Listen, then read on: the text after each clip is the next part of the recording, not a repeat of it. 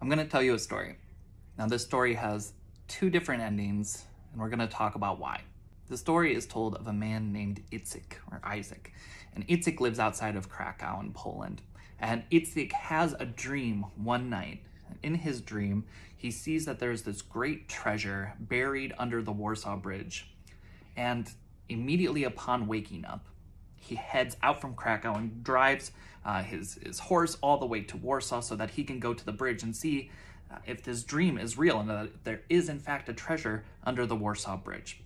And as soon as he gets there, he's so excited, but then his heart drops because he sees that right in the spot where he's supposed to dig to find this treasure, there's a watchman, there's a guard standing there. So he's pacing back and forth, waiting for this watchman, this guard, to eventually leave, and the guard doesn't. And so the guard, who sees this man, who sees this Jewish guy walking back and forth across the bridge, stops him and says, "Sir, you're making me incredibly anxious. You're acting very suspicious. What is going on?" So Itzik sighs and he says to the guard, "Listen, I came all the way from Krakow. I had a dream last night, and in my dream, I saw that there was this great treasure buried under the Warsaw Bridge." And the guard thinks to himself for a second. He scratches his chin and he looks up and kind of dismayed and says back to Itzik, "It's so fascinating that you tell me this story because I too had a dream last night. And in my dream, there was also a great treasure. But the treasure in my dream wasn't found under the Warsaw Bridge. The treasure in my dream was found under the floorboards of a Jewish guy named Itzik who lives outside of Krakow." And so immediately Itzik's eyes light up and he goes back home as quick as he can, and he goes to his house and he opens the door and he goes in and he tears open his floorboards, and sure enough, there's a great treasure that he finds buried underneath his floorboards.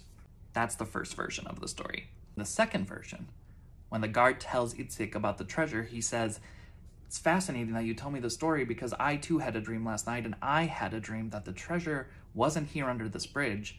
It was at a man named Itzik's house who lives out by Krakow, and it was in his oven." And so sure enough, Isaac drives back all the way to his house as quick as he can, and he looks in his oven, this place where he looks every single day when he cooks meals, when he prepares different things for his family, and sure enough, there is this treasure. So why is the second version important? The second version is so important because it tells us something very, very profound that we often overlook as people. It's a big difference between there being some hidden treasures out there that we need the right information to access or to be able to find, as opposed to the idea that there is treasures in every single part of our lives where we just overlook them. Places where we see every single day that we walk past, every day that we fail to notice. And so here we are, just a week away from Rosh Chodesh Elul, from the beginning of the month of Elul, the most important time of the Jewish calendar.